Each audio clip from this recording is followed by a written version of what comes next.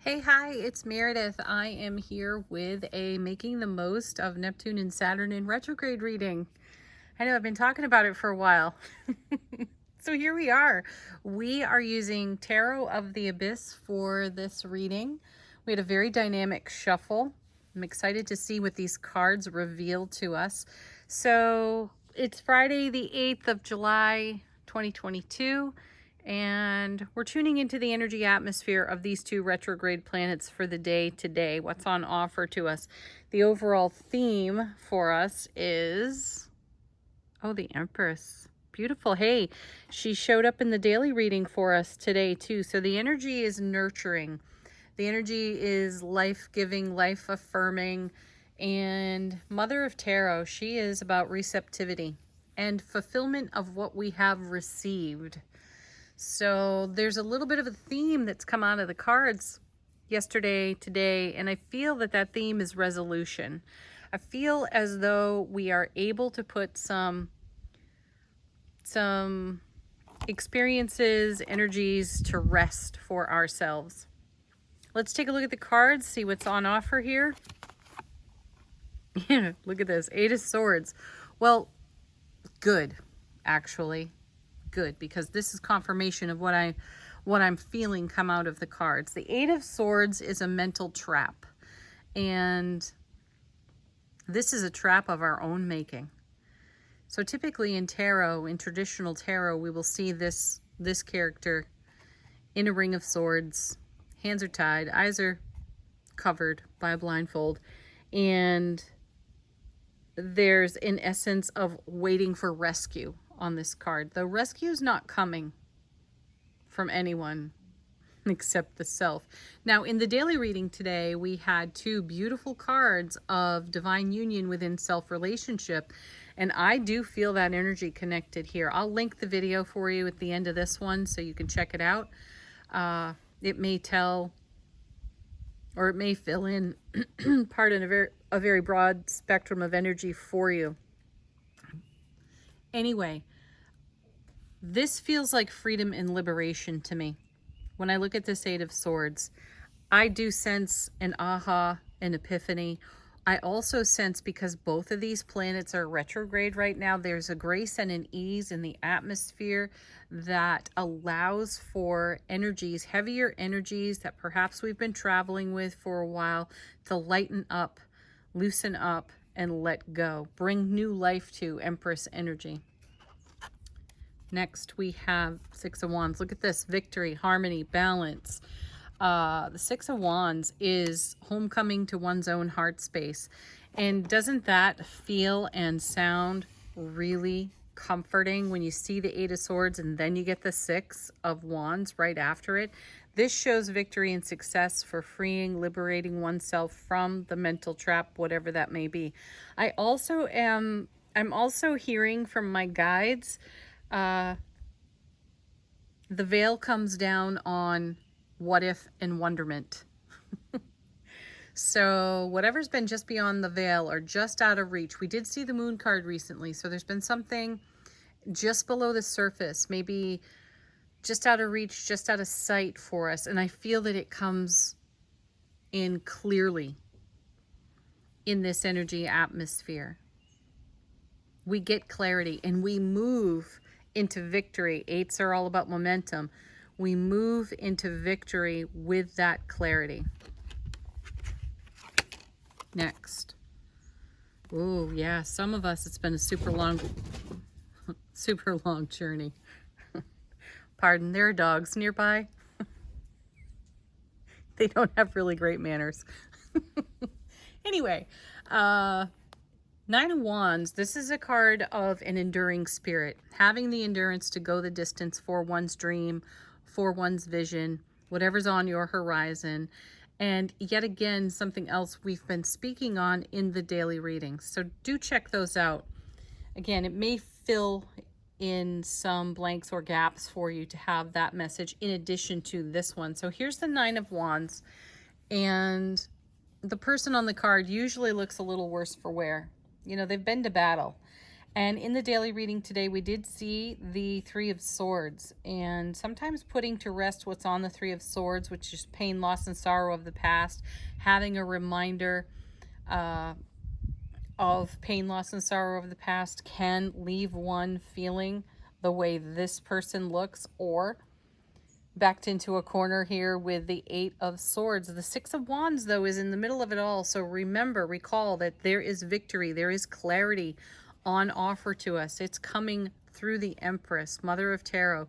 What you require, what we require, is more love, not less, and more nurturing, not less. No judgments, no conditions, none of that BS talk from the ego. So lighten up on yourself. If you have a particularly challenging or difficult life experience in the process of resolution right now, remember that you need more love. Okay, coming with the Nine of Wands, we have now Ace of Swords. See, there it is again, brilliant clarity, the Sword of Truth. It was in the hands of the Queen of Swords in the daily message for today.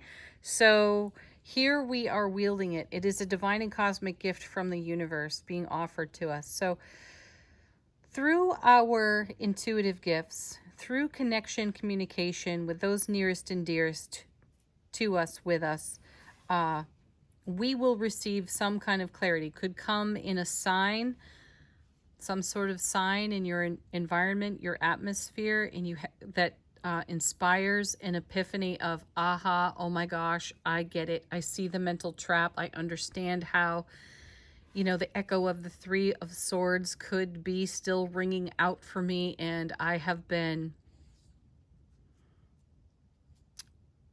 not allowing a full healing for myself in that echo. I sense we bring that to rest in these beautiful retrograde energies. Next we have, oh yeah, look at this. Here's Justice now. Talk about resolution. We balance our own scales.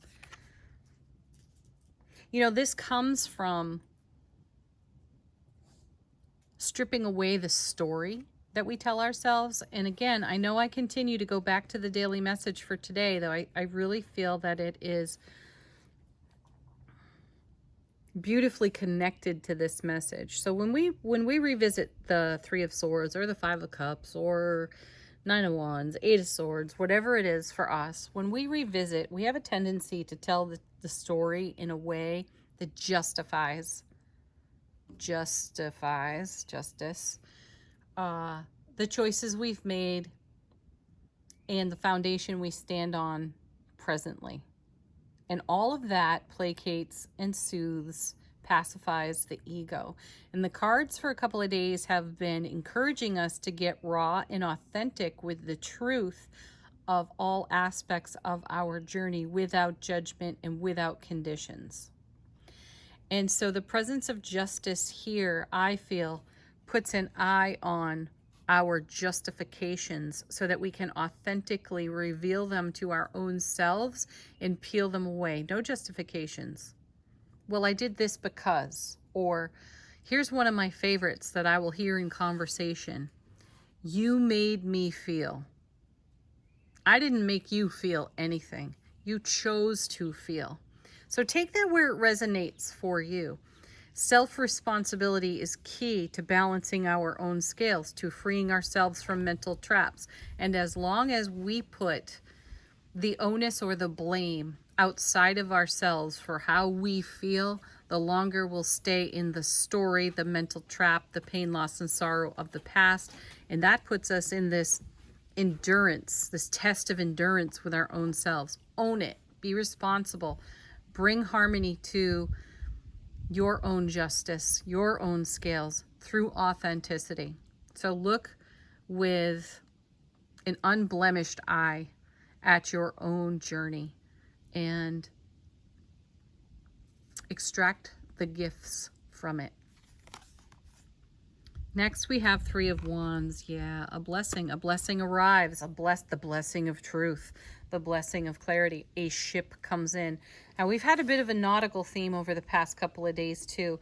In yesterday's daily message, we had the King of Cups holding a ship above turbulent waters. Now we have a ship arriving, and that's really what the Three of Wands is all about. On the Two of Wands, we step through a gateway to a whole new world of opportunity, and we start to put down roots there. We begin to manifest, build on our foundation. We invest energies, and we await the return of those energies.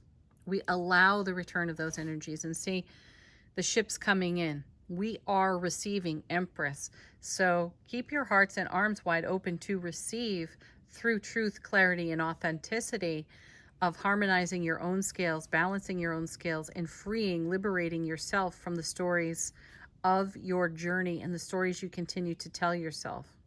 And then we have Queen of Cups. Beautiful. So beautiful. Continue to listen to and follow through with your intuition. You may have to take a whole lot on faith for doing so. Though if you look back in hindsight, which we've been offered, that's been served up to us in the cards as well, a little bit of reminiscing, a little bit of nostalgia. Reminisce and go into a nostalgic and even sentimental recollection, hindsight review of the authenticity and truth of your own intuitive gifts and see how well they've served you so that you can trust your intuitive gifts now. Wow, beautiful message. Go have fun with it. Leave some comments. Let us know how this kind of journey work has served you. Peace, joy, happiness. Namaste.